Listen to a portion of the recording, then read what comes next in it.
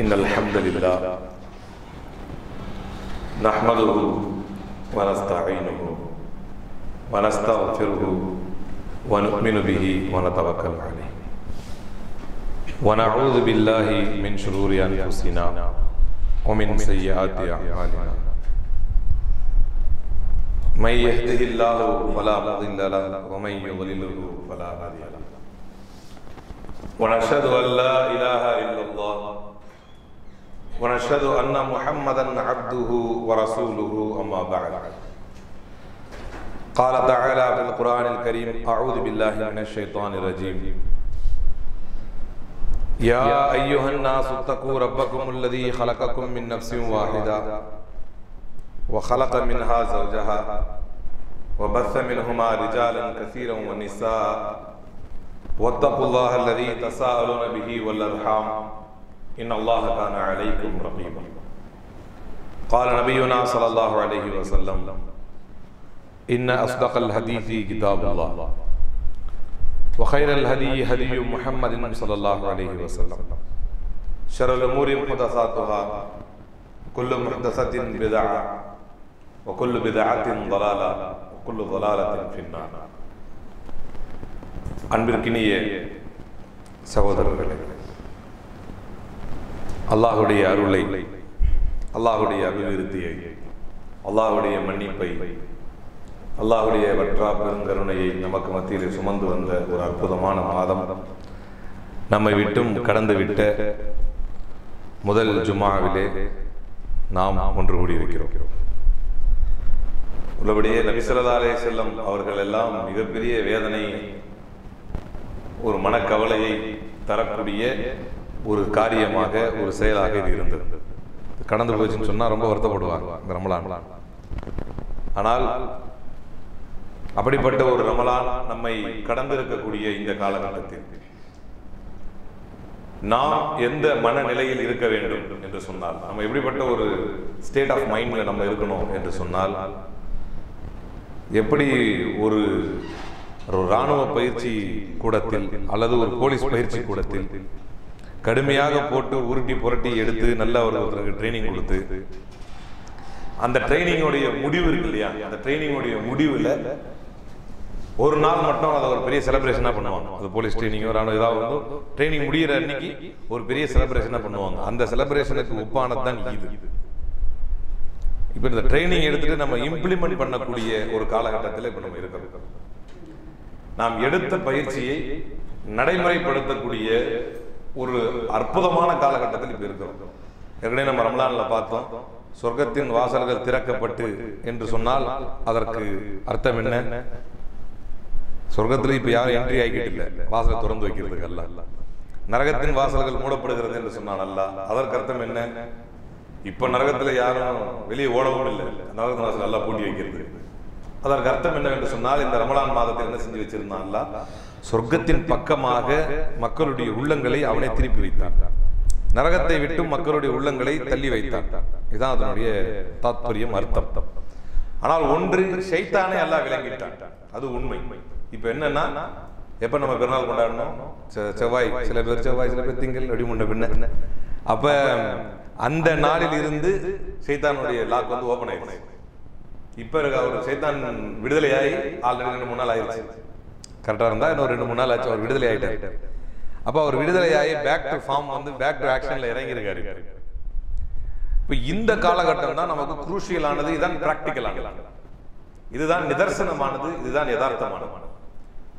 இப்படிப்பட்ட காலகட்டத்தில் நாம எப்படிப்பட்ட ஒரு சூழலில் வாழ்ந்து கொண்டிருக்கிறோம் என்றால், இதே ரமலானுடைய மாதத்தில் ரசூல் ஸல்லல்லாஹு அலைஹி வஸல்லம் ஒரு துஆவை கேட்டார். அந்த துஆவை சொல்லி அதில் இருந்து நம்முடைய தலைப்புக்குள்ளாக வந்தால் சரியா. பத்ர் போர்க்களத்தில் நபி ஸல்லல்லாஹு அலைஹி வஸல்லம் உட்கார்ந்துட்டு ஒரு துஆ ஒன்று கேட்டாங்க. அது என்ன துஆ என்று சொன்னால், அல்லாஹும்ம இன் தஹ்லிக் ஹாதிஹில் அஸபா லம் துஅபத். இறைவா, இந்த கூட்டம், இறைவா இந்த கூட்டம் அழிக்கப்பட்டு விட்டால், நான் உங்ககிட்ட கொண்டு வந்து ஒரு பெரிய போருக்கு வந்திருக்கிறேன், ஒரு பெரிய போர் செய்யறதுக்காக நான் வந்திருக்கிறேன். இந்த கூட்டம் அழிக்கப்பட்டு விட்டால் இந்த உலகில் நீ வணங்கப்பட மாட்டாய். இதுதான் துஆ. இந்த துஆவுடைய அர்த்தத்தை நீங்க ஆழமா யோசிச்சீங்கன்னா, உன்னை அல்லாஹ் அல்லாஹ்னு சொல்றதுக்கும் இந்த மார்க்கத்தை பிரச்சாரம் பண்றதுக்கும் நாங்க தான் இருக்கிறோம். எங்களுக்கு நீ தோல்வியை கொடுத்துட்ட, நாங்க எதிரிகையால் அழிஞ்சு போயிட்டோம், எங்களை எதிரிகள் நசுக்கி விட்டார்கள் என்று சொன்னால் இதற்கு பிறகு அல்லாஹ்னு சொல்றதுக்கு யாரும் இருக்க மாட்டாங்க. பாத்து, இது அல்லாஹ் கிட்ட ரசூலுல்லாஹ் கேட்ட ஸ்டைல், அந்த துஆவுடைய ஸ்டைல். இதுல உள்ள மீனிங் என்ன நீங்க பாக்குறீங்க அப்படின்னு சொன்னா, ரசூலுல்லாஹ் வந்து இந்த சமூகத்தினுடைய சர்வைவல், எங்களை விட மாட்டாங்க, நாங்கள் நேர்மையாக வாழ எங்களை விட மாட்டார், நாங்கள் ஓரிறைவனை வணங்க எங்களை விட மாட்டார், நாங்கள் வட்டியை விட்டு விலகி வாழ எங்களை விட மாட்டார், எங்களை விபச்சாரத்தை விட்டு ஒதுங்கி வாழ எங்களை விட மாட்டார், நாங்கள் நேர்மையாக தான் வாழ்றோம், யாருக்கு எந்த தீங்கியோ நோவினையோ தரல, ஆனால் இந்த கூட்டத்தை அழித்து விடுவார். இதை நோக்கி எதிரிகளுடைய பார்வையும் கண்ணும் எப்போதும் இருக்கும். அதனால யா அல்லாஹ் உன்னை வணங்கணும், உன்னை துதிக்கணும், உன்னுடைய தக்பீரை சொல்லணும்னா நாங்க இருக்கணும். இத ரசூலுல்லாஹ் வந்து அப்பவே கேட்கிறாங்க. ரசூலுல்லாஹ்வுடைய ஸ்டேட் ஆஃப் மைண்ட்ல இருந்து யோசிக்க, ஒவ்வொரு முஸ்லிமுக்கும் எப்படிப்பட்ட பொறுப்புணர்வு அவருடைய உள்ளத்தில் இருக்க வேண்டும். ரமலான் என்பது ஒரு பயிற்சியுடைய மாதம், அதை முடிச்சிட்டு இப்ப பிராக்டிகல் மாதத்துக்குள்ள வந்துட்டோம். இந்த பிராக்டிகல் மாதத்துக்குள்ள எல்லாமே இருக்கு, ஷைத்தானும் பேக் டு ஆக்ஷன்.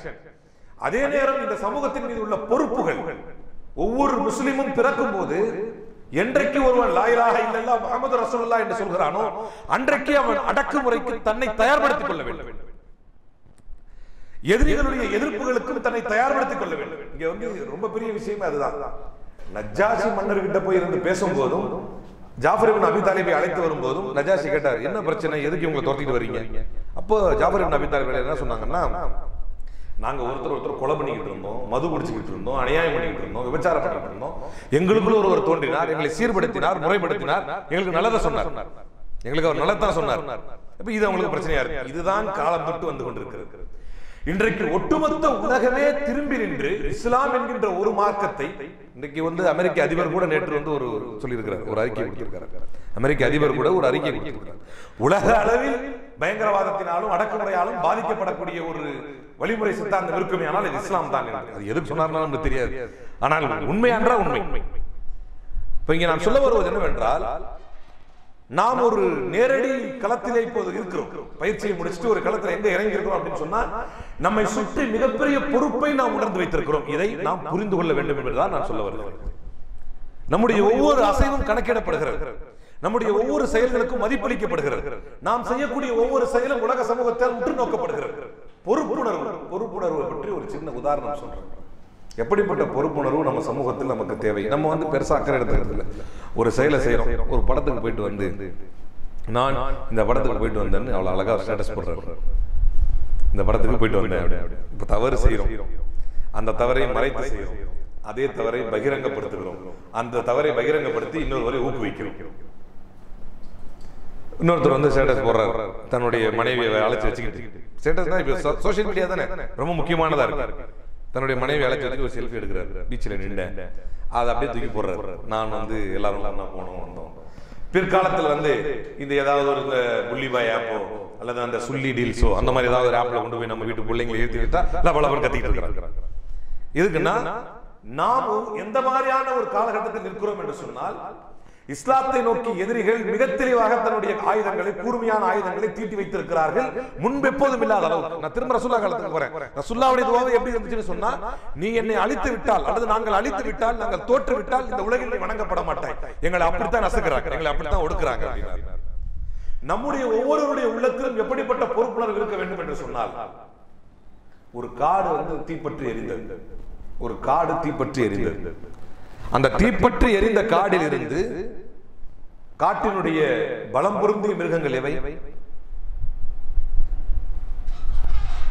மிகப்பெரிய பெரிய மிருகம் எது? யானை. பலம் பொருந்திய மிருகம் எது? சிங்கம்.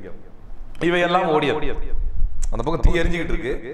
இப்படி தீ எரிஞ்சு ஓடி அப்படி தீ காட்டு தீ தான் உதாரணம் சொல்லுவாங்க. வேகமா பரவுறதுக்கு உதாரணம் வந்து காட்டு தீ தான் சொல்லுவாங்க. அப்ப அந்த தீ அப்படி பத்தி வேகமா வருது. சிங்கம் ஓடுகிறது, யானை ஓடுகிறது, புலி ஓடுகிறது, சிறுத்தை ஓடுகிறது, குரங்கு ஓடுகிறது, குதிரை ஓடுகிறது, எல்லாரும் ஓடுறாங்க. தீயிலிருந்து தப்பிச்சு ஓடுறாங்க. தீயிலிருந்து தப்பித்து ஓடுவதற்கு எல்லாரும் ஓடுறாங்க.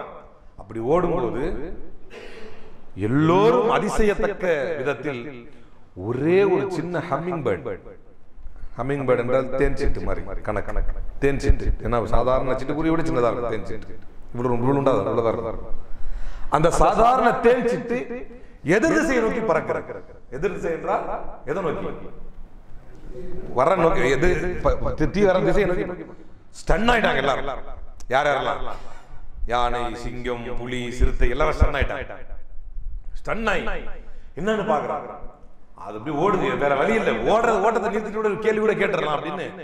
அப்படி எங்கதான் ஓடுற அப்படின்னு கேட்கிறாங்க. அப்படி ஓடுகின்ற பறக்கின்ற அந்த பறவையை பார்த்து கேள்வி கேட்டார்கள். அப்போது அந்த பறவை சொன்னது, காடே பற்றி எரிகிறது, நாம் வாழும் இடம், நமக்கு உணவளிக்கும் இடம் பற்றி எரிகிறது. ஒட்டுமொத்த காடே பற்றி எரியும் போது நான் என்னுடைய அழகில் ஒரு என்னுடைய அழகுல எவ்வளவு தண்ணி, அதுவே இவ்வளவுதான், மொத்த குருவியே இவ்வளவுதான், அதனுடைய அழகு எவ்வளவு இருக்கும், இவ்வளவு இருக்கும். என்னுடைய அழகில் எவ்வளவு தண்ணீரை கொண்டு போய் ஊற்றி அதை அணைக்க முடியுமோ அதுக்காக நான் போயிட்டு இருக்கேன். ஒட்டுமொத்த காடே பற்றி எரியும் போது அதை அணைப்பதற்கு உன்னுடைய பங்களிப்பு என்ன என்று அல்லாஹ் என்னை கேட்பான். நான் அணைப்பதற்காக சென்று கொண்டிருக்கிறேன் என்று சொன்னதாம். இது ஒரு மாரல் ஸ்டோரி. இதுல எவ்வளவு பெரிய தாற்பயத்தை வைத்திருக்கிறோம் என்று சொன்னால், it doesn't matter how big your effort is, it doesn't matter how the result is. நீங்கள் எவ்வளவு பெரிய முயற்சியை செய்தீர்கள் என்பதும் அல்லாஹ்வுக்கு தேவையில்லை. நீங்கள் அந்த முயற்சியினுடைய வெற்றி உங்களுக்கு எவ்வளவா இருந்துச்சு என்பதும் அல்லாஹ்வுக்கு தேவையில்லை. நீங்கள் இந்த சமூகத்திற்காக என்ன செய்தீர்கள் என்பதை அல்லாஹ் கேட்பான், நிச்சயமாக கேட்பான். இன்றைக்கு இந்த சமூகத்திற்கு எதிராக மிகப்பெரிய போர், அறிவிக்கப்படாத போர், ரசூல் ஸல்லல்லாஹு அலைஹி வஸல்லம் காலத்தில் இருந்ததை விட பல லட்சம் மடங்கு எதிர்ப்புகளையும் அநீதிகளையும் இந்த சமூகம் சந்தித்துக் கொண்டு வந்த போது ஒவ்வொரு காலகட்டத்தில் உங்களுடைய பங்களிப்பில் என்னவாக இருந்தது என்பதை அல்லாஹ் நிச்சயமாக தீர்மானமாக கேட்பான். அனஸ் பின் நதர் ரலியல்லாஹு அன்ஹு என்று ஒரு சஹாபி இருந்தார். அனஸ் பின் நதர் ரலியல்லாஹு அன்ஹு ஒரு சஹாபி இருந்தார். அந்த சஹாபி பத்ர் போர்க்களத்தில் கலந்து கொள்ள முடியவில்லை என்று வருத்தப்பட்டார். பத்ர் போர்க்களத்தில் கலந்து கொள்ள முடியவில்லை என்று வருத்தப்பட்டார். அப்படி வருத்தப்பட்டு ரொம்ப வேதனைப்பட்டார். ஏன்னா பத்ர் வந்து ஒரு ஹிஸ்டாரிக்கல் ஈவென்ட். எந்த அளவுக்கு ஹிஸ்டாரிக்கல் ஈவென்ட்னா, யாரெல்லாம் பத்ரில் கலந்து கொண்டார்களோ அவர்களை கடைசி வரைக்கும் பத்ரியன்கள் சொன்னாங்க. அவர்களை வேற எவ்வளவு போர் ரசூலுல்லாஹ் காலத்துல நடந்துச்சு. ஆனால் பத்ரில் கலந்து கொண்டவர்களை பத்ரியன்கள் என்று பிராண்ட் செய்தார்கள். அந்த பத்ரியன்களுக்கு என்று கடைசி அவர்கள் மௌத்தா போகும் வரை பென்ஷன் கொடுத்தாங்க, மானியம் மாதிரி கொடுத்தாங்க அவங்களுக்கு மட்டும் பத்ரில். ஏன்னா இஸ்லாம் இப்படி ஆகுமா அப்படி ஆகுமா என்பதே தெரியாத காலகட்டத்தில் அல்லாஹ்வுடைய தூதரோடு நின்றவர்கள். அவர்கள் 3 மடங்கா 4 மடங்கா ஆயுதம் இருக்கான்னு தெரியாத காலத்திலே இருந்தோம். ஆனால் அப்படிப்பட்ட பத்ரை யாரால கலந்துக்க முடியல? அனஸ் பின் நதர் ரலியல்லாஹு அன்ஹு கலந்து கொள்ள முடியவில்லை. அப்ப அவர் என்ன செஞ்சார் அப்படின்னா, காத்துக்கிட்டே இருந்தார் டு ப்ரூவ் ஹிம்செல்ஃப். இந்த சமூகத்திற்கு நான் பங்களிப்பை தரக்கூடிய தியாகிதான் என்பதை அல்லாஹ்வுக்கு நிரூபிக்க வேண்டும். அதான் அங்க பாயிண்ட். நான் இந்த சமூகத்திற்கானவன் தான், என்னுடைய ஒரு மிகப்பெரிய வாய்ப்பை நான் தவற விட்டுட்டேன். இந்த இடத்தில் இதை மிகச்சரியானதாக இருக்கும் இந்த சம்பவம். அப்ப அவர் என்ன செய்யறார், உஹது வந்தவுடன் உஹது களத்துல ரொம்ப ஆர்வமா கலந்துக்கிறார். Now it is the chance for me to prove. இதுதான் என்னை நிரூபிப்பதற்கான மிகப்பெரிய வாய்ப்பு என்று கலந்து கொண்டார். அப்படி கலந்து கொண்ட போது ஆரம்பத்துல கொஞ்சம் நல்ல வெற்றி மாதிரி போச்சு, எல்லாருக்கும் தெரியும். எண்டிங்ல வந்து நெருக்கி வரும்போது முஸஅப் பின் உமைர் ஷஹீதாகிறார். அவருடைய உடலை பார்த்து விட்டு ரசூலுல்லாஹ் ஷஹீதாயிட்டாங்கன்னு தீயா பரவிருச்சு. உமர் ரலியல்லாஹு அன்ஹு போன்ற சஹாபாக்களே தளர்ந்து போயிட்டாங்க. என்ன ரசூலுல்லாஹ் போயிட்டாங்க போல இருக்கு, இப்போ என்ன செய்யறது என்று எல்லோரும் தளர்ந்து போய் அமர்ந்திருக்கிறார்கள். உமர் ரலியல்லாஹு அன்ஹு போன்ற பெரிய சஹாபாக்களே தளர்ந்து போய் அமர்ந்திருக்கிறார்கள். அப்படி தளர்ந்து இன்னைக்கு நிறைய பேர் யங்ஸ்டர்ஸே தளர்ந்து போய் செவுத்த சாஞ்சிருக்காங்க இல்லையா? அந்த மாதிரி அல்லாஹ் அவர்களுடைய முதுகந்தண்டுகளை மிகப்பெரிய பலத்தை கொடுத்து ஆற்றலை கொடுத்து அப்படியே கொஞ்சம் நெருங்கியே வந்து அமர்ந்து அல்லாஹ்வுடைய அருளுக்கு நெருக்கமாக அவர்களை அல்லாஹ் ஆக்கி வைக்கிறது. ஒரு சபை என்பது இப்படி அமையாது, எப்படி ஜாங்கிரி மாதிரி அமையாது. ஒரு சபை என்பது லட்டு மாதிரி அமையாது. நோம்பெல்லாம் முடிஞ்சிருச்சு, இந்த உதாரணம் சொல்லலாம், தப்பில்லைன்னு நினைக்கிறேன். ஒரு சபை என்பது இப்படி ஜாங்கிரி மாதிரி பிரிஞ்சு இருக்காது, அப்படி நல்லா இணைந்து இருக்கணும். அல்லாஹ்வுடைய அருளுக்கு யாரெல்லாம் எவ்வளவு கிட்ட வர முடியுமோ வந்துட்டீங்கன்னா அது அல்லாஹ்வுடைய அருளுக்கு அவ்வளவு நெருக்கமானவர். அல்லாஹ்வுடைய அருள் சும்மா கிடையாது, இது நான் என் வாயால சொல்றது, இது அல்லாஹ்வுடைய அருள். அதனால அப்படி நெருக்கமாக வந்து அமர்ந்து கொள்ளுங்க.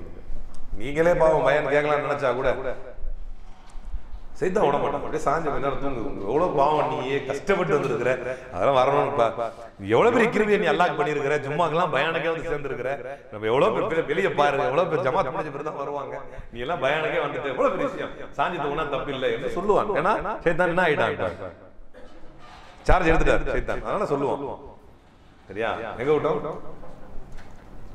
உஹதுல ஆரம்பத்தில் முஸ்லிம்களுக்கு கொஞ்சம் எழுச்சி மாதிரி பின்னால ரொம்ப பலகீனப்பட்டு அந்த நேரத்தில் வந்து அனஸ் ஸஅத் ரலியல்லாஹு அன்ஹு சொல்கிறார், நான் வந்து அனஸை பார்த்துக்கிட்டே இருக்கேன்.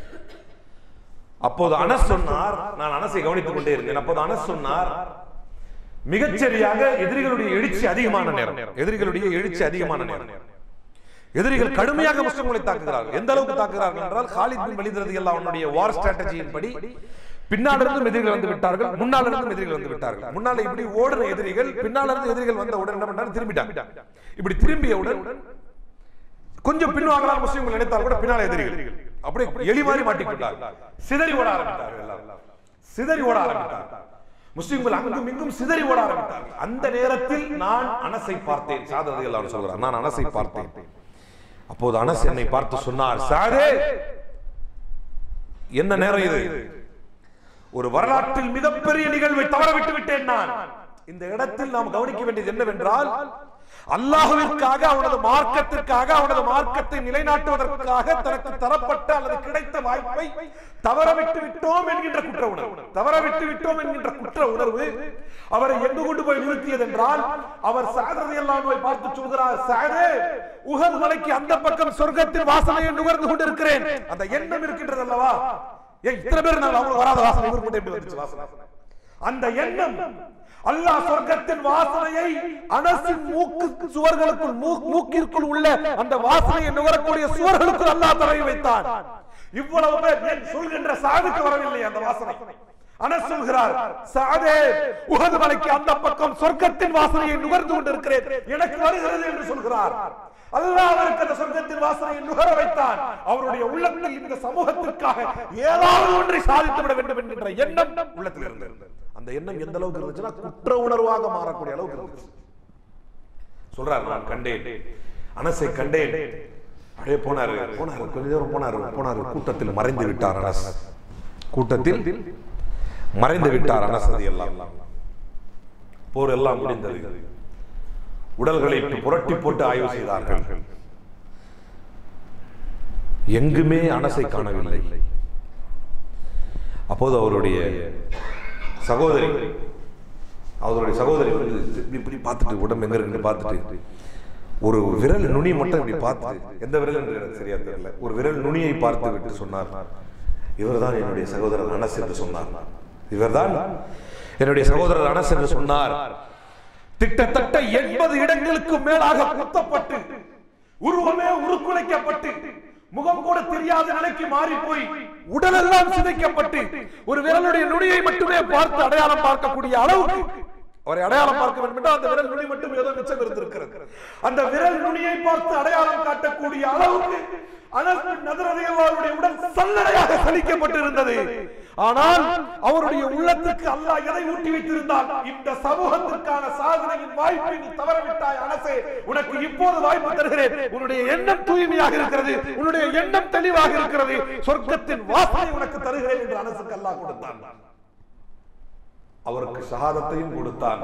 அவர் தவறவிட்ட வாய்ப்பிற்கான வெகுமதிகளையும் அல்லாஹ் கொடுத்தான். அவர் உயிர் வாழும் காலத்தில் சொர்க்கத்தின் வாசனையையும் நுகர வைத்தான். அப்படி என்றால், ஒரு சமூகத்திற்காக தியாகம் செய்யக்கூடிய ஒரு வாய்ப்பை, சமூகத்திற்காக நாம் செய்யக்கூடிய பங்களிப்பை, ஏதாவது ஒரு பங்களிப்பை செய்ய வேண்டும் என்கின்ற எண்ணம் தவறவிடும் போதே அவ்வளவு குற்ற உணர்வு அவர்களுக்கு வந்ததென்றால், நம்மிடத்தில் 2 பிரச்சனைகள் உண்டு. ஒன்று, நாம் செய்யும் செயல்கள் இந்த சமூகத்தை எவ்வளவு கேவலப்படுத்துகிறது. நம்மால் சமூகம் கேவலப்பட்டு, முஸ்லிம்கள் நிறைய பொய் பேசுகிறார்கள், முஸ்லிம்கள் வட்டிக்கு வாங்கிவிட்டு திருப்பி தர மாட்டேன் என்கிறார்கள், முஸ்லிம்கள் பொய் கூறி வியாபாரம் செய்கிறார்கள், மண்ணடிக்கு சென்று விடாதீர்கள், பேர் சொல்றாங்க, அந்த இடங்களில் இந்த குறிப்பிட்ட கடைகளுக்கு சென்று விடாதீர்கள், அவர்கள் பொய்யர்கள் நடக்கிறது. ஒரு காலகட்டத்தில் அப்படி இருந்தது, இப்படி இருந்தது என்கிறார்கள். அப்படி என்றால் முஸ்லிம் என்றவனை மட்டும், ஏனென்றால் இஸ்லாத்தை மட்டும், இந்த இஸ்லாம் மட்டும், actually speaking in a real time scenario, Muslims have gone far away from what actually Islam is என்று ஒரு அறிஞர் சொன்னார். 2 கோணங்களாக இதை பார்க்கணும் நம்ம. ஒன்று, நமக்கு இந்த சமூகத்துக்கு ஏதாவது செய்ய வேண்டும் என்கிற எண்ணம், அது 2ஆம் பட்சமாக வைக்க வேண்டும். முதல்ல இன்னைக்கு என்னன்னா, நம்முடைய செயல்களால் இன்றைக்கு இஸ்லாம் பின்னுக்கு இழுக்கப்பட்டு கொண்டிருக்கிறது. நாம் செய்யக்கூடிய ஒவ்வொரு செயலும், நாம் பேசக்கூடிய ஒவ்வொரு பேச்சும், நாம் இடக்கூடிய ஒவ்வொரு சண்டையும், கன்னியாகுமரியிலே ஜமாத்தார்கள் 2 பேர் அடித்துக் கொள்கிறார்கள், செய்தியிலே போடுகிறார்கள். 2 பேர் ஒருவர் தாக்கிக் கொள்கிறார்கள். ரமலானுடைய பிரச்சனையாம் கேட்டார், யாருக்கு எப்போது ரமலான் என்று அவர்களுக்கு பிரச்சனை வந்து விட்டது போல 2 குழுக்கள் ஒருவர் அடித்துக் கொள்கிறார்கள். உலக சமூகம் நம்மை பார்த்து கேலி செய்கிறது. இது ஒரு சின்ன உதாரணம் தான். மசாயில் ஏற்படக்கூடிய பிரச்சனையிலிருந்து, வியாபாரங்கள் ஏற்படக்கூடிய பிரச்சனையிலிருந்து, சமூக வலைதளங்களில் நாம் ஒருவரை இழிவுபடுத்திக் கொள்ளக்கூடிய வரைக்கும் ஒன்றை புரிந்து கொள்ளுங்கள். எப்படி இந்தியாவில் பிறக்கக்கூடிய ஒவ்வொரு குடிமகனும் பல லட்சங்கள் கடனை வைத்துக் கொண்டு சுமக்கிறானோ பிறக்கிறானோ, அப்படித்தான் உலகில் பிறக்கும் ஒவ்வொரு இஸ்லாமியனும் யாரெல்லாம் லா இலாஹா இல்லல்லாஹ் முஹம்மதுர் ரசூலுல்லாஹ் என்கின்ற இந்த பொன்னான கலிமாவை உச்சரித்தவனாக, யார் இந்த கலிமாவை உள்ளுக்குள் ஏற்றவனாக பிறக்கிறானோ, அவனுக்குள் பிறருக்கும் யாருக்கும் இல்லாத பொறுப்புணர்வோடு தான் அவன் பிறக்கிறான் என்பதை புரிந்து கொள்ளுங்கள். நாம் பிறக்கும் போதே அல்லாஹ் நம் மீது மிகப்பெரிய பொறுப்பை சுமத்தி இருக்கிறார். முஸ்லிமாக வாழ்வது மிகப்பெரிய பெருமை, முஸ்லிமாக வாழ்வது மிகப்பெரிய கண்ணியம். முஸ்லிம் என்றால் யார்? முஸ்லிம் என்றால் யார்? பிறர் யாருக்கும் எந்த சட்டத்திட்டங்களையும் அவ்வளவு தீர்க்கமாக தெளிவாக எந்த சித்தாந்தமும் சொல்லவில்லை. From cradle to the grave, நீங்கள் நாம் பிறந்த தொட்டிலில் இருந்து நாம் அடைய போகும் அந்த கபர்ஸ்தான் வரைக்கும் ஒவ்வொரு அடியாக உலகில் இது ஒரு ஓபன் சேனல். இது ஒரு மிகப்பெரிய சவால். உலகில் சிறுநீர் கழித்து விட்டு அந்த கழிக்கப்பட்ட இடத்தை இப்படித்தான் கழுவ வேண்டும் என்று சொல்லிக் கொடுத்த மார்க்கம் உலகத்தில் எந்த சித்தாந்தமும் இல்லை, இஸ்லாம் மட்டுமல்ல. அப்படி கழுவுவதற்கு உங்களுக்கு தண்ணீர் கிடைக்கவில்லை என்றால் நீங்கள் என்ன செய்ய வேண்டும் என்பதை சொல்லிக் கொடுத்த மார்க்கம் இந்த உலகத்தில் இஸ்லாம் மட்டும்தான். It's an open challenge. நீங்க எப்படி கழிக்க வேண்டும், அப்படி கழிக்க செல்லும் போது நீங்கள் எந்த போஸ்டர், நீங்க எந்த முறையில் அமர வேண்டும் இஸ்லாம் சொல்லிக் கொடுத்தார். முடியாவிட்டால் எப்படி இருக்க வேண்டும் இஸ்லாம் சொல்லிக் கொடுத்தார். தண்ணீர் கிடைக்காவிட்டால் என்ன செய்ய வேண்டும் இஸ்லாம் சொல்லிக் கொடுத்தார். எப்படி குளிக்க வேண்டும் இஸ்லாம் சொல்லிக் கொடுத்தது. எப்படி மனைவியோடு சேர வேண்டும் இஸ்லாம் சொல்லிக் கொடுத்தது. குளிக்க முடியாவிட்டால் என்ன செய்ய வேண்டும் இஸ்லாம் சொல்லிக் கொடுத்தது. இப்படிப்பட்ட அற்புதமான கொள்கையை நாம் ஏற்றுக்கொண்டதனால் காய்க்கின்ற மரத்திற்கு கல்லடியும் சொல்லடியும் படும் என்பதனால் ஒட்டுமொத்த உலகமே it has been in a center focus. இஸ்லாத்தை நேர்மாறாக வைத்துக் கொண்டு உலகத்தில் அனைவரும் எதிர்நோக்கி இதை தாக்குகிறார்கள். காரணம், அவர்களுக்குள்ள குற்றமன உணர்வாக இருக்கலாம், தாழ்வு மனப்பான்மையாக இருக்கலாம், இந்த இஸ்லாமிய எக்ஸாம்பிளரியாக இருக்கிறதே இதை விடக்கூடாது என்பது உலக ரீதியான காரணமாக இருக்கலாம். ஆனால் இஸ்லாத்தை பொறுத்தவரை உலகத்தில் எப்போதும் தாக்குதலுக்குள்ளாக்கப்படக்கூடிய ஒரு மார்க்கம். இன்னைக்குதான் நேற்று திடீர்னு அவர் ஜோ பைடன் சொன்ன செய்தியும் நம்ம பார்க்கிறோம். ஆனால் இன்றைக்கு உண்மை அதுதான். இப்ப இவ்வளவு பொறுப்புணர்வு, இவ்வளவு ஒரு அற்புதமான கொள்கையை நாம் ஏற்றுக்கொண்டு இருப்பதனால் தான் நம்மை நோக்கி ஒருவரும் கேள்வி கேட்டுக் கொண்டிருக்கிறார்கள். அப்ப ரெண்டு காரணம். ஒன்று, நம்முடைய செயல்களால் இஸ்லாம் இங்க கேவலப்பட்டுக் கொண்டிருக்கிறது. இதை நம்ம ரொம்ப விளக்கமா டீப்பா சொன்னோம்னு வைங்களேன். ஒன்னு எதையாவது நம்ம பேச போனா ஒரு ஜமாத் யாராவது நம்மளை வச்சுக்குவாங்க, இல்ல ஏதாவது ஒரு வியாபாரம் டீப்பா பேச போனா அதை செய்யறவங்க நம்ம மட்டும் வச்சுக்குவாங்க. இது மறைமுகமா தான், இவ்வளவுதான் நம்மளால சொல்லவே முடியும். அவரவர் அவருடைய செயல்பாடுகள், அது சமூக வலைதள செயல்பாடுகள் இருந்து, அவருடைய வியாபாரங்கள் இருந்து, அவர்கள் அங்கம் வகிக்கும் கட்சி அமைப்பு, இவை அத்தனையும் இஸ்லாம் என்கின்ற ஒரு பார்வையில் வைத்துத்தான் மற்றவர்கள் பார்க்கிறார்கள் என்பதை நாம் புரிந்து கொள்ள வேண்டும். இரண்டாவது, இஸ்லாம் நம்முடைய கண்களுக்கு முன்னால் இவ்வளவு பெரிய தாக்குதலுக்கு உள்ளாகும் போது, இன்னைக்கு ஒரு ஹிஜாப் பிரச்சனை, இன்னைக்கு ஹிஜாப் லாஸ்டா நிக்கிறது, அதுக்கப்புறம் ஹலால். இன்னைக்கு எத்தனை பேரு உணர்ச்சி வசப்பட்டு பேசுவது ஒரு புறம், ஒவ்வொரு இஷ்யூ ஒரு பிரச்சனை வந்து விட்டால் அந்த பிரச்சனைக்கு பின்னால் நாம் கட்டி கொண்டு இறங்குவது மறுபுறம். இதுவரைக்கும் கூட நம்முடைய செயல்பாடுகள் எப்படி அமைந்திருக்கிறது என்றால், ஒரு தாக்குதல் நம் மீது நடக்கும், நடந்ததற்கு பின்னால் ஒரு தாக்குதல் நம் மீது நடக்கும், நடந்ததற்கு பின்னால் அந்த தாக்குதலினால் ஏற்பட்ட சிந்தனை சிதறதை எல்லாம் அள்ளிக்கொண்டு நாம் களத்தில் நிற்போம், எங்களை எப்படி அடிச்சிட்டீங்களே அப்படி. ஆனால் இதுவரைக்கும் ஒரு முறை கூட நாம் முன்கூட்டியே தாக்குதலுக்கு தயாரானவர்களாக இருந்ததில்லை. தாக்குதல் மீனிங் என்ன சொல்ல வரேன்னா, அஃபென்சிவ் தாவா. இன்னைக்கு பாருங்க, ஹிஜாபுடைய இஷ்யூ சுப்ரீம் கோர்ட் போயிருக்கு. அந்த 5 பெட்டிஷனரும் அப்பீல் போயிருக்கிறாங்க. அந்த அப்பீல் போய் அவங்க ஹோலிங் பிறகு எடுக்கிறேன் அப்படின்னு சுப்ரீம் கோர்ட்ல சொல்லி இருக்கிறாங்க. அது இன்னும் டிசைட் ஆகல, அது இன்னும் சுப்ரீம் கோர்ட்ல முடிவுக்கே வரல, அதுக்குள்ள ஹலால் பிரச்சனை எடுக்கிறாங்க. இப்ப நம்ம இப்ப அனஸ்பில்லான சம்பவத்தை சொன்னேன். இது உடலால், உழைப்பால், ஜிஹாதால் ஷஹீதாவது மட்டும் இல்லை. இப்ப ஹலால் இஷ்யூ எடுத்துக்கிட்டாங்க. நம்ம எத்தனை பேருக்கு ஹலாலை பற்றி ஒருத்தர் கேட்டா அதை விளக்கி சொல்லக்கூடிய அளவுக்கு நாம் இஸ்லாத்தை விளங்கி வைத்திருக்கிறோம். என்னுடைய பாயிண்டே அங்கதான். ஒன்று, நம்முடைய செயல்பாடுகளினால் இஸ்லாம் நம்முடைய ஒவ்வொரு செயல்பாடுகளையும் உலக மக்கள் கவனிச்சுட்டு இருக்கிறாங்க, நம்ம கவனத்தோடு செயல்பட வேண்டும் என்பது ஒன்று. அது நம்ம செய்யற வியாபாரம், பேசுற பேச்சு எல்லாமே. இன்னொன்று, தாக்குதல் என்று வரும்போது நாம் நம்முடைய பங்களிப்பு எப்படி இஸ்லாத்திற்காக செய்கிறோம். இப்ப இந்த ஹலால் இஷ்யூ வந்த உடனே ஒரு முஸ்லீம் அல்லாதவருக்கோ இப்ப என்ன கேட்கறாங்க, அவங்க எதிர்த்தரப்பினுடைய வாதம் என்ன தெரியுமா? ஏன்னா இதுதான் ஒரு ஆப்டா இருக்கும் நான் நினைக்கிறேன். நோம்பெல்லாம் முடிஞ்சிருச்சு, அல்லாஹ் ரசூல் சுப்ஹானல்லாஹ் அல்ஹம்துலில்லாஹ் ஒரு ரொம்ப நேரம் ஓதிட்டோம். இப்ப களத்தில் நமக்கு என்ன நடந்து கொண்டு இருக்கிறது, நாம் எதை விளங்கிக் கொள்ள வேண்டும்? இப்ப அவங்க எதிர்த்தரப்பில் நம்ம மேல என்ன வாதம் வைக்கிறாங்க அப்படின்னா, நாங்க இருக்கிறத நீங்க சாப்பிடல, வாதம் அதுதான். நாங்க இருக்கிறத நீங்க சாப்பிடல, நீங்க இருக்கிறத நாங்க ஏன் சாப்பிடணும்? இதுதான் வாதம். இதுதான் வாதம். நாங்க இருக்கிறத நீங்க சாப்பிடல, நீங்க இருக்கிறத நாங்க ஏன் சாப்பிடணும்? கண்ணை மூடிக்கொண்டு கேட்கும்போது நியாயம் போல தோன்றும். கண்ணை மூடி கேட்கும் போது நியாயம் போல தோன்றும். இதற்கு நம்முடைய பதில் வாதம் என்ன? இந்த கேள்வி நான் ஏன் கேட்கிறேன் என்று சொன்னால், தினமும் காலை எழுவதற்கும், பல் துலக்குவதற்கும், கணக்கு வழக்குகளை பார்ப்பதற்கும், மனைவி மக்களுடைய கஷ்டங்களை கேட்டு கேட்டு கேட்டு உள்ளே இறக்குவதற்கும், வண்டியை கிளப்பி போய் கடையை திறப்பதற்கும், வியாபாரம் செய்வதற்கும், இதற்குமே நமக்கு நேரம் சரியாக இருக்கிறது. என்னுடைய நெருங்கிய உறவினர் ஒருவர், ஒரு நெருங்கிய உறவினர் ஒருவர், நினைத்து கூட பார்க்கலாம், நெருங்கிய உறவினர், மிகச்சரியாக சொல்வதாக இருந்தால் என்னுடைய சகோதரியின் கணவர் 28வது நோம்புல மூத்தாயிட்டார். 30 to 40 வயசு தான் இருக்கும் அவருக்கு. 35 to 40 இருக்கும்.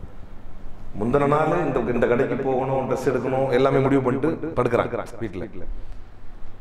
இந்த பேசி முடிச்சுட்டு இருக்கிறாங்க. ஒரு சாதாரணமா நெஞ்செரியுதுன்னு சொல்றாரு, இது பண்ணலாம் அப்படிங்கிறாரு. சரி, நாளைக்கு காலைல போகும்போது என்ன டாக்டர்கிட்ட பார்க்கலாம் அப்படிங்கிறாரு. இப்போ எனக்கு இங்கே வெக்கையா இருக்குது, நான் உள்ள போய் படுக்கிறேங்கிறாரு. சரி, இப்போ படுக்கட்டுமேங்கிறாங்க. கொஞ்ச நேரத்தில் போனால் பெட்ல இருந்து கீழே இருக்கிறாரு. ஹாஸ்பிட்டல் எடுத்து போனால் டெக்லேட். எவ்வளவு சாதாரணமான வாழ்க்கை. நாம் காலை எழுந்திருக்கிறோம், வேலையை பார்க்கிறோம், கணக்கு வழக்கு பார்க்கிறோம், அதை செய்கிறோம், இதை செய்கிறோம், மனைவியின் புலம்பலை கேட்கிறோம், பிள்ளையின் கஷ்டத்தை கேட்கிறோம், எல்லாம் செய்கிறோம். அடுத்த நொடி இறந்து விட்டால் இவ்வளவுதான் வாழ்க்கையே. அடுத்த நொடி இப்படி என்ன சொல்ற, இவ்வளவுதான் மதிப்பு. அதுக்கப்புறம் என்ன? மறந்து விடுவார்கள். எது நம்மை பின்தொடர்ந்து வரும்? எந்த கொள்கையை அல்லாஹ்வுடைய தூதர் நமக்கு சொல்லிக் கொடுத்தார்களோ, எந்த குர்ஆனை அல்லாஹ்வுடைய தூதர் நமக்கு இந்த உலகத்தில் விட்டு சென்றார்களோ, தரக்து ஃபீக்கும் அம்ரைன் லம் ததில்லு மா தமஸக்தும் பிஹிமா, உங்களிடத்தில் இந்த மார்க்கத்தை விட்டு செல்கிறேன். இந்த மார்க்கம் தான் அல்லாஹ்வுடைய தூதர் நமக்கு விட்டு சென்ற சொத்து. இந்த மார்க்கத்தை ஏற்று நடக்கக்கூடிய ஒவ்வொருவருக்கும் இந்த மார்க்கத்தை தாங்கி பிடித்து பாதுகாக்கும் பொறுப்புண்டு என்பதை மறந்துவிடக் கூடாது. நாம் இறந்து விட்டால் அடுத்த கணம் இந்த உலகம் நம்மை மறந்துவிடும், அல்லாஹ்வுடைய அந்த வாசல் திறந்துவிடும். உடனடியாக நாம் இந்த மார்க்கத்திற்காக, அல்லாஹ்விற்காக, ஈமானுக்காக, இஸ்லாத்திற்காக நாம் எதை செய்தோம் என்பதுதான் எட்டர்னல், முடிவில்லாத ஒன்றாக இருக்கு. அதான் முக்கியமான ஒன்றாக இருக்கு. ஆனால் எதற்கு நாம் முக்கியத்துவம் தருகிறோம்? காலை எழுந்ததிலிருந்து கணக்கு வழக்கு, கஷ்ட நஷ்டங்கள், இதற்கு முக்கியத்துவம் தருகிறோம். இஸ்லாத்திற்கு எதிராக வீசப்படும் ஒவ்வொரு ஏவுகணையும், இஸ்லாத்திற்கு எதிராக வீசப்படும் ஒவ்வொரு அவதூறுகளையும் எப்படி அறிவு சார்ந்து எதிர்கொள்ள போகிறோம், எப்படி மக்களிடத்தில் சொல்ல போகிறோம்? மீண்டும் கேள்விக்கு வருகிறேன். நாங்கள் அறுத்ததை நீங்கள் உண்பதில்லை, நீங்கள் அறுத்ததை நாங்கள் ஏன் உண்ண வேண்டும் என்று கேட்கிறார்கள். இதற்கு என்ன பதில் சொல்ல போகிறோம்? நம்முடைய பிரச்சனை அதுவே அல்ல, உண்மை அது கிடையாது. நீங்க அறுத்ததுனால உண்ண மாட்டோம் நம்ம சொல்லல, இல்லையா? அப்ப நாம் வாதங்களை முன்வைக்க வேண்டும். ஒரு குறிப்பிட்ட மனிதர் அறுப்பது எங்களுக்கு பிரச்சனை அல்ல, மாறாக ஹலால் முறை, இல்லைன்னா முஸ்லிம் அல்லாத மக்கள் நிறைந்திருக்கக்கூடிய பகுதியில் எப்படி நம்முடைய வாதங்களை வைக்க முடியும் என்பதற்கு ஒரு சில கட்டுப்பாடுகள். அதுவும் தான் சொல்றேன், அதுவும் even it comes under the social responsibility. எதையாவது பேசிட வேண்டும், எதையாவது பேசிட வேண்டும். விடமாட்டோம், அடிப்போம், உடைப்போம் என்று எதையாவது பேசிவிட்டு ஏற்கனவே வன்முறை, அநியாயம் என்ற சமூகத்தின் மீது தொடர்ந்து திணிக்கப்பட்ட வாதங்களின் மீது இன்னும் அது ரொம்ப வசதியாகி போயிடும். அப்போ ஜெர்மனியிலே ஹானோவர் யூனிவர்சிட்டி, அங்க வில்லியம் ஷூல்சே என்கின்ற ஒரு ப்ரொஃபசர், அவர் இந்த ஸ்லாட்டரிங், எப்படி பிராணிகளை கொல்றாங்க, அறுக்கிறாங்க இல்லையா உணவுக்காக, அதை பற்றி ஒரு ஆய்வு செய்கிறார். அதை பற்றி ஒரு ஆய்வு செய்யும் போது 2 மிருகங்களை எடுக்கிறார். 2 மிருகங்களை எடுத்து ஒரு மிருகத்தை ஆபரேட் பண்ணி, ஒரு மாடு வச்சுங்களேன், ஒரு மாட்டை ஆபரேட் பண்ணி அதனுடைய மூளைக்கு EEG வைக்கிறார், எலக்ட்ரோ என்செஃபலோகிராஃப் வைக்கிறார். ஹார்ட்டுக்கு ECG, எலக்ட்ரோ கார்டியோகிராஃப் வைக்கிறார். இது ஊருக்கு வைக்கிறாங்க, இன்னொரு மிருகத்துக்கு அதே மாதிரி வைக்கிறாங்க. ஹார்ட் பீட்டையும் அதே சமயத்தில் வலியை உணரக்கூடிய மூளைக்கும் வச்சிடறாங்க. ரெண்டு மிருகத்துக்கும் ஆபரேட் பண்ணி அதை கிளீனா காய விட்டு வாட்ச் பண்றாங்க. ரெண்டுமே நார்மலா இருக்கு. ரெண்டையும் நார்மலா வச்சு ஸ்டண்ட் டெத், அதாவது ஹலால் முறை அல்லாமல் எப்படி செய்யறாங்களோ எல்லாமே, இப்படி அடிச்சு விட்டுறதா இருந்தாலும் சரி, அமெரிக்காவில் பல வழிமுறைகள், கரண்ட் ஷாக் நெத்திலே வைப்பாங்க, இப்படி வச்சு அப்படியே சுட்டு இறந்துடும். சில பேர் அமெரிக்கன்ஸே நிறைய பேர் ஷூட் பண்ணுவாங்க, இப்படி நெத்தி வச்சு ஷூட் பண்ணிடுவாங்க, மிருகத்தை அப்படி பண்ணிடுவாங்க. நம்ம நாட்டில் பின்னால் ஒரே அடியா ஒரு படம் எப்படி போடுவாங்க, மொத்தமா 2 துண்டா வெட்டி விழுந்துரும், அப்படி பண்ணுவாங்க. இந்த மாதிரி பல முறைகள் ஸ்டண்ட் டெத், அது ஸ்டண்ட் தான், அச்ச ஒரு அடியில சாவு, அவ்வளவுதான். முறுக்கிடுவாங்க இல்லையா, கோழியா இருந்தா இப்படி கழுத்தை முறுக்கி போட்டுருவாங்க. ஸ்டன் ஆயிடும், அப்படி ஒரே ஸ்டன்ல சாகுறான். இது ஒரு வழிமுறை. இஸ்லாமிய அடிப்படையில் இருக்கும்போது என்னென்னலாம் செய்வோம் நம்ம அப்படின்னா, இந்த கழுத்தில் எசோஃபேகஸ், ட்ரக்கியா, வெயின்ஸ், ரத்த குழாய், மூச்சு குழாய், உணவு குழாய், 3 குழாய் இருக்கு. இந்த 3 குழாயை அறுப்பார் நம்ம இதில். அதை அறுத்து விட்டு இந்த பின்னால் இருக்கிற இதை மொத்தமாக அறுக்க மாட்டாங்க, இதை விட்டுடுவாங்க, ரத்தம் வெளியேற விடுவாங்க. அப்படி வெளியேற விடுவோம். இதுதான் அறுமுறை, அறுபடும் முறை. நமக்கு அறுபடும் முறையில் தான் முக்கிய பிரச்சனை.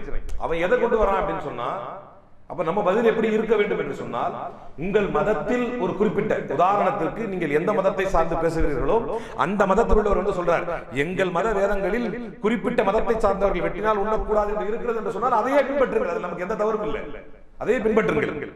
அது உங்க மதத்தில் சொல்லப்பட்ட கடமை, அது தாராளமா பின்பற்றுங்க, அதில் எங்களுக்கு எந்த வேறுபாடும் இல்லை. ஆனால் பிரச்சனை அதுவல்ல, அறுக்கப்படும் மிருகத்திற்கு எப்படிப்பட்ட செயல்முறைகள் வேண்டும். இது வந்து குவாலிட்டி கைட்லைன்ஸ், ஹெல்த் கைட்லைன்ஸ். அப்ப இந்த 3 அறுத்த பிறகு அவர் வந்து ஆய்வு பண்றாரு. இந்த 2 மாதிரியும் இருக்கிறாங்க, இப்படியும் இருக்கிறாங்க. முஸ்லிம் முறைப்படியும் மறுக்கிறார்கள், அந்த ஸ்டண்ட் டெத்தையும் மறுக்கிறாங்க. அப்படி அறுத்தவுடன் ஆய்வு முடிவு வருகிறது. ஆய்வின் முடிவில் இந்த ஸ்டண்ட் டெத் இருக்கு இல்லையா, இந்த ஸ்டண்ட் டெத்ல அவர் சொல்றாரு, பிரெயின் ஃபீல்ஸ் எக்ஸ்ட்ரீம் பெயின். ஏன்னா ஒரே நேரத்தில் அடிக்கிறாங்க இல்லையா, அப்படி அடிச்ச உடனே இதயமும் மூளையும் ஒரே நேரத்தில் இருக்கிறது, வலியுடைய உச்சத்தில் இதயம் மூளையும் ஒரே நேரத்தில் இருக்கிறது. இதயம் அடித்தவுடன் இதயம் இருப்பதனால் எங்கெங்கெல்லாம் ரத்தம் ஓடிக்கிட்டு இருந்துச்சோ அங்கெங்கெல்லாம் அந்த ரத்தம் அப்படியே ஸ்டக் ஆகி நின்னுச்சு. மிருகம் செத்துருச்சு, அப்பே உடனே செத்துருச்சு. எங்கெங்கெல்லாம் ரத்தம் ஓடிக்கிட்டு இருந்துச்சோ எல்லா இடத்துல அப்படியே அந்த ரத்தம் நிக்குது. அதனால் அந்த மீட்டை எடுத்து நம்மளால் பல நாட்கள் பதப்படுத்த முடியாது, அது நான் ஹைஜீனிக் மீட். இது வந்து அமெரிக்க காங்கிரஸ் வந்து அக்செப்ட் பண்ண ஃபேக்ட். ஜெர்மனியோட ஹேனோவர் யூனிவர்சிட்டி வில்லியம் ஷூல்ஸே சொன்னார். இது ஒன்று. இரண்டாவது ஒரு மிருகத்தை எடுத்து இஸ்லாமிய முறைப்படி இருக்கிறார். உணவு குழாய், மூச்சு குழாய், ரத்த குழாய் மறுக்கும்போது என்ன ஆகுதுன்னா, அதை அந்த இஇஜி இசிஜியில் பார்த்து சொல்றாங்க, இஇஜி பிரெயின் என்ன செய்யுதுன்னு சொன்னா இங்க அறுத்துறாங்க, ஆனால் வந்து ரத்தம் வெளியேறிக்கிட்டே இருக்கு. ஹார்ட்டுக்கு இது தெரியாது, ஹார்ட்டுக்கு இது தெரியாது. இட் கீப்ஸ் ஆன் பவுண்டிங், அது வந்து துடிச்சிக்கிட்டே தான் இருக்கு. இது துடிச்சிக்கிட்டே இருக்கும்போது ஆனால் இங்க இருந்து ரத்தம் வெளியேறிடுச்சு. இவ மேல பிரெயினுக்கு ரத்தம் போகல, பிரெயினுக்கு ரத்தம் போகலன்னு brain goes to deep sleep என்கிறது அந்த ஆய்வு. Brain goes to deep sleep. மூளை வந்து ஆழ்ந்த உறக்கத்துக்கு போயிருச்சு, ஏன்னா ரத்தம் இல்ல. மூளை வந்து ஆழ்ந்த உறக்கத்துக்கு போயிருச்சு. மூளை கிட்ட இருந்து ஆர்டர் இல்ல, அதனால ஹார்ட் பாட்டு துடிச்சிக்கிட்டே இருக்கு. மூளை கிட்ட இருந்து நிக்க சொல்லி ஆர்டர் இல்ல. எப்ப மூளைக்கு ஹெவி பெயின் வந்துச்சோ அப்ப நிக்க சொல்லி ஆர்டர் வந்துச்சு. இப்ப அதுக்கு தெரியாது, மூளை வந்து பிரெயின் டீப் ஸ்லீப்புக்கு போயிருச்சு. ஏன்னா கோமால இருக்காங்க நிறைய பேரு, பிரெயின் டெத்னு சொல்லுவாங்க. பிரெயின் போனாலும் ஹார்ட் என்ன ஆகும், இயங்கிட்டு தான் இருக்கும், ஹார்ட் பீட் இருக்கும், ஆனால் பிரெயின் தான் தூங்கிடும். இங்க பிரெயின் முதல்ல டீப் ஸ்லீப்புக்கு போயிட்ட பிறகு பிரெயின் தான் வலியை சொல்லணும், வலியே சொல்லாமல் சென்றதனால் ஹார்ட் துடிச்சிக்கிட்டே இருக்கு. ஒரு லெவலுக்கு மேல ரத்தம் இல்லாமல் போனதனால் எங்க போச்சு ரத்தம், வெளியேறிடுச்சு. ஒரு லெவலுக்கு மேல ரத்தம் இல்லாமல் போனதனால் இதற்கு மேல ஹார்ட்டால துடிக்க முடியாது. இதைத்தான் வந்து பயங்கர கொடுமைப்படுத்துறாங்க. கொடுமைப்பட்டா துடிக்குது பாத்தீங்களா, அது ஏன் ரத்தம் இல்ல, இதுக்கு மேல உடல்ல ரத்தம் இல்ல, எல்லாத்தையும் ரத்தம் பாயுது இல்லையா, அப்ப எல்லா ரத்தமும் அப்படியே வெளியேறி வருது. அப்ப இப்படி இந்த முறைப்படி பிராணிக்கு வலியும் இல்லை, ரத்தம் முழுக்க வெளியேறிவிட்டதனால் ஹைஜீனிக் மீட் நமக்கு கிடைக்கிறது. இதுதான் ஹலாலுக்கு நம்ம தரக்கூடிய விளக்கம். ஆனா இது என்ன கொடுமை என்ன, நான் சொல்ல வரக்கூடிய செய்தி என்னவென்றால், அவர்கள் ஹலால் என்று ஒரு பச்சையை எடுப்பார்கள், நாம் எடுத்ததற்கு பின்னால் தான் ஹலால் என்றால் என்ன என்று சொல்ல ஆரம்பிப்போம். நம்முடைய கடமையாக நாம் என்ன செய்ய வேண்டும் என்று சொன்னால், இந்த ரமலானில் மிகச்சரியாக பயிற்சி எடுத்திருக்கிறோம், நம்மை மார்க்கத்திற்கு உரியவர்களாக மாற்றி இருக்கிறோம், அல்லாஹ்வுக்கு முன்னால் நம்மை சமர்ப்பித்திருக்கிறோம், நம்முடைய பாவங்களை மன்னிக்கப்பட்டிருக்கிறோம், பல தீர்மானங்களை எடுத்து நேர்மையாக வாழ முடிவெடுத்திருக்கிறோம். இந்த களத்தில் நாம் இப்போது குதித்த மாத்திரத்தில் நமக்கு எதிராக நிறைய சவால்கள் இருக்கிறது. அதில் முக்கியமான சவால், இஸ்லாம் எனும் இந்த அற்புத மார்க்கத்தை ஏந்தி நிற்கும் நாம் நம்முடைய ஒவ்வொரு செயல்களுக்கும் சமூக ரீதியாக பதிலளிக்க வேண்டியவர்கள். நம்மை பார்ப்பவர்கள் பிற மதத்தவர்கள் எந்த மதத்தவராக இருந்தாலும் அந்த மதத்தை சேர்த்து பார்க்காத மக்கள் தான் நாம் செய்தால் நமக்கு ஒரு பேரை தருவார்கள். அது என்ன கஷ்டமான கேள்வி இல்லைங்க, இது சிம்பிள் தான். என்னன்னா பாய் செஞ்சுட்டாரு அப்படின்னு, எந்த ஆள் செஞ்சாலுமே அவருக்கு அந்த மதத்தோட சேர்த்து சொல்ல மாட்டாங்க. நம்மளுக்கு என்ன பேரு, என்ன பத்தி ரொம்ப பெரிய சந்தோஷம். சில பேர் அதை தப்புங்கிறாங்க, என்னை கேட்டால் மிகப்பெரிய மகிழ்ச்சி. பிறருக்கு இல்லாத அடையாளம், நான் சொல்றேன், பிறருக்கு இல்லாத அடையாளம் எனக்கு தரப்படும் போது அந்த அடையாளத்தில் நான் மகிழ்ச்சி கொள்கிறேன். காரணம், நான் எந்த நேரத்திலும் எந்த நிலையிலும் யாருக்கும் அநீதி இழைக்காதவன், யாருடைய பொருளையும் பிடுங்காதவன், எப்போதும் பொய் பேசாதவன், ஒரு சாதாரண சிறுநீருக்கு கூட வழிமுறை வைத்து பின்பற்றக்கூடியவன் நான். பெருமைதான் எனக்கு அதுல. அந்த பாய் அப்படிங்கிற பேர் வரும்போது இவ்வளவு வந்துருச்சு, அதுல இவ்வளவு வந்துருச்சு. அதுல பொய் சொல்லாதே, வட்டி வாங்காதே, அநீதி இழைக்காதே, கலப்படம் செய்யாதே, அளவு நிறுவையில் மோசடி செய்யாதே, அண்டை வீட்டாரை எட்டி பார்க்காதே, அண்டை வீட்டாருக்கு அநீதி செய்யாதே, அந்நிய பெண்ணை ஏறு எடுத்து பார்க்காதே, விபச்சாரம் செய்யாதே, மது அருந்தாதே, எப்படி எவ்வளவு கொள்கைகளை கொண்ட மார்க்கத்தில் பிறந்தவன் நான். அப்படி அப்படின்னா அந்த கடமைகளை ஏற்று நடக்கக்கூடிய நமக்கு அந்த அடையாளத்தோடு தான் பெயர் கிடைக்கும். அந்த அடையாளத்தை சுமந்திருக்கும் நாம் சமூக பொறுப்போடு செயல்படக்கூடிய நன்மக்களாக மாற வேண்டும்.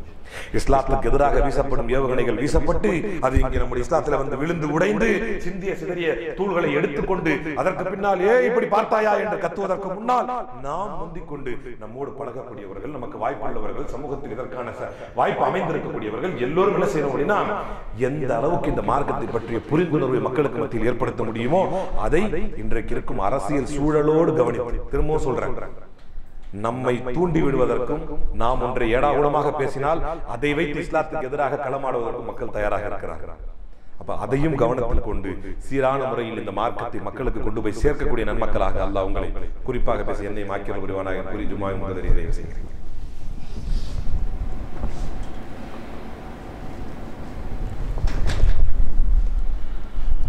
அன்பிற்கினிய சகோதரர்களே, நாம் முதல் உரையில் கண்டதை போலவே இன்றைக்கு ஒவ்வொரு காலகட்டத்திலும் பசித்தவர்கள் உணவு தட்டை நோக்கி பாய்வதைப் போல இந்த சமூகத்தை நோக்கி எதிரிகள் பாய்வார்கள் என்று சொன்னார். அப்போ சஹாபாக்கள் கேட்டார்கள், அப்படியா பசித்தவர்கள் உணவு தட்டை நோக்கி பாஞ்சி எப்படி அந்த சிந்தனையை கிழிச்சு தூக்கி போட்டுருவாங்களோ அந்த மாதிரி இந்த சமூகத்தை கிழித்து போட்டு விடுவார்களா என்றால் அதுதான் விளக்கமாக அல்லாஹ் சொன்னாங்க. ஆமா அப்படித்தான் அடிப்பீங்க. அப்படின்னா நாங்க கம்மியா இருப்போமா, எங்களை எவ்வளவு ஈஸியா அடிச்சு தூக்கி போட்டுறாங்க. நஹ்னு அப்துல்லா யா ரசூலல்லாஹ், நாங்க கம்மியா இருப்போம். நீங்க கம்மியாலாம் இருக்க மாட்டீங்க, நல்ல கடல் நுரை அளவுக்கு இவ்வளவு இருப்பீங்க. உலகத்திலேயே கிறிஸ்தவருடைய கணக்கெடுப்பின்படி அவர்கள் ஃபர்ஸ்ட், நம்ம செகண்ட். மற்றவருடைய கணக்கெடுப்பின்படி, நடுநிலையாளருடைய கணக்கெடுப்பின்படி உலகத்தில் நம்பர் 1 நம்மளுடைய பாப்புலேஷன் தான். உலகத்தில் இஸ்லாமியர்கள் இல்லாத நாடும் இல்லை, உலகத்தில் இஸ்லாம் பின்பற்றப்படாத பிராந்தியமும் இல்லை, இடமும் இல்லை. அனாரப்பட்ட வடகொரியாவிலே முஸ்லிம்கள் இருக்கிறார்கள். வெளியே டெக்ளேர் பண்ணிட்டு வாழ முடியாது, அவ்வளவுதான். அனாரப்பட்ட கிம்ஜாங் உங்களுடைய வடகொரியாவில் முஸ்லிம்கள் இருக்கிறார்கள். அப்ப எப்படிப்பட்ட அடக்குமுறை ஒடுக்குமுறை உள்ள காலத்தில் கூட முஸ்லிம்கள் இருக்கிறார்கள். ஆனால் உங்களுடைய உள்ளத்தில் வகன் வந்துவிடும். ஃபமல் வகன் யா ரசூலல்லாஹ், அதான் முக்கியம். உங்களுடைய உள்ளத்தில் வகன் இருக்கும், அதான் அந்த பிரச்சனைக்கு காரணமாக இருக்கும். நீங்கள் எண்ணிக்கையில் எவ்வளவு இருந்தும், அறிவியலில் பெரிய வளர்ச்சி இருந்தும், உங்களுக்கு அரசியல் பலம் இருந்தும், உங்களுக்கு பொருளாதார பலம் இருந்தும் எல்லாம் இருக்கும், ஆனால் உங்களுடைய உள்ளத்திலே வகன் இருக்கும். அது என்ன? ஃபமல் வகன் யா ரசூலல்லாஹ், ஹுப்பு துன்யா வ கராஹியத்துல் மௌத் என்றார் அல்லாஹ்வுடைய தூதர். இந்த உலகத்தில் நிறைய நிறைய வாழ வேண்டும், உலகத்தில் நிறைய நிறைய வாழணும், நிறைய நிறைய வாழணும் என்ற எண்ணம் இந்த மௌத்தை விட்டு உங்களை விருண்டோட வைக்கும். மௌத்து நிறைய சம்பாதிச்சிருக்கிறேன், நிறைய பார்த்திருக்கிறேன், இதெல்லாம் என்ஜாய் பண்ணணும். அடுத்து அதை தொடர்ந்து அதை இலவச இணைப்பு. உலகத்தினுடைய ஆசை வரும்போது இலவச இணைப்பு என்னது? மரணத்தின் வெறுப்பு. உலகத்தின் ஆசை அதிகரிக்கும் போதே இலவச இணைப்பாக இதுவும் வந்துடும், மரணத்தின் வெறுப்பு. இந்த இரண்டும் சேர்ந்துதான் உங்களை பாழாய் படித்து விட்டார்கள். ஒன்றை தெளிவாக ரொம்ப சிம்பிளா சொல்லிடுறேன். நாம் என்ன திட்டம் தீட்டினாலும், எவ்வளவுதான் பேசினாலும், என்னதான் விழுந்து விழுந்து விழுந்து விழுந்து திட்டங்கள் தீட்டி வைத்தாலும், நமக்கு என்று நிர்ணயிக்கப்பட்ட மரணம் நம்மை வந்து அடையும் போது உலகில் எப்பேற்பட்ட கொம்பனும் ஒரு அணுவை கூட அசைத்து விட முடியாது. அவன் உலகில் மிக தலை சிறந்த மருத்துவராக இருக்கலாம், உங்களுக்கு மருத்துவம் பார்ப்பதை விடுங்கள், அவனுக்கே மரணத்தை அவனால் தடுத்துக் கொள்ள முடியாது. அதனால் எப்போது நமக்கு மரணம் இருக்கிறதோ அது வரத்தான் போகிறது. எப்போது இந்த உலகை விட்டு பிரிய வேண்டுமோ அதை நாம் எத்தனை கோடிகள் சேர்த்து வைத்தாலும் பிரியத்தான் வேண்டும். இதை மனதில் வைத்துக் கொண்டால் இந்த மார்க்கம் நம்முடைய கண்களுக்கு முன்னால் வரும். இந்த இஸ்லாமும் முஸ்லிம்களும் இப்படி வதைக்கப்படுகிறார்களே, இந்த இஸ்லாத்துக்கு எதிராக இவ்வளவு பெரிய வன்முறைகள் தொடுக்கப்படுகிறதே, இதற்கு நம்முடைய பங்களிப்புகள் என்ன என்பதை சிந்தித்து அறிவுசார் வாதங்கள் மூலமாகவும், அரசியல் களங்கள் மூலமாகவும், அமைப்பு ரீதியாகவும், எப்படியெல்லாம் யார் யாரெல்லாம் முடியுமோ, பொருளாதார ரீதியாகவும் எப்படியெல்லாம் முடியுமோ அப்படியெல்லாம் இந்த சமூகத்திற்கு பங்களிப்பு செய்யக்கூடிய மக்களாகவும் நம்பர் 1. இரண்டாவது, நம்மளால பங்களிப்பு செய்ய முடியாவிட்டாலும் அட்லீஸ்ட் நம்முடைய செயல்களால் இஸ்லாத்தை இழிவு செய்து விடாத மக்களாக, குறைந்தபட்சம் நம்முடைய செயல்களால் இந்த மார்க்கத்தை இழிவுபடுத்தி விடாத மக்களாக. தப்பு என்னால செய்யாம இருக்கவே முடியல, பரவாயில்ல, பிரைவேட்டா பண்ணிக்கணும். அதை பகிரங்கப்படுத்தியோ அசிங்கப்படுத்தியோ இஸ்லாத்தில் இப்படித்தான் போல ஏன் முஸ்லிம்களும் செய்கிறார்களே என்கின்ற ஒரு பெயரை இந்த மார்க்கத்திற்கு வாங்கி தந்து விடாமல் இந்த மார்க்கத்தை உயிர் போல பொன் போல உயிராக காத்து நிற்கக்கூடிய மக்களாக, உலகத்தில் எது எப்படி கடந்து வந்தாலும் முஸ்லிமாக வாழ்வதுதான் பெருமை என்பதை கர்வத்தோடு கண்ணியத்தோடு சொல்லக்கூடிய நன்மக்களாக உங்களை குறிப்பாக பேசி என்னை ரப்பல் ஆலமீன் ஆக்கிர புரிவானாக. அல்லாஹ் தரக்கூடிய சொர்க்கங்களில் மிக உயர்ந்த சொர்க்கமான ஜன்னத்துல் ஃபிர்தௌஸ் என்கின்ற உயர்ந்த ரக விஐபி சொர்க்கத்தை கேள்வி கணக்கின்றி அடையக்கூடிய நன்மக்களாக உங்களை குறிப்பாக பேசி என்னை ரப்பல் ஆலமீன் ஆக்கிர புரிவானாக. إن الله يأمر بالعدل والإحسان وإيتاء ذي القربى وينهى عن الفحشاء والمنكر والبغي يعظكم لعلكم تذكرون واذكروا الله يذكركم وادعوه يستجب لكم ولذكر الله تعالى أعلى وأولى وأعز وأجل وأتم وأقوى وأكبر.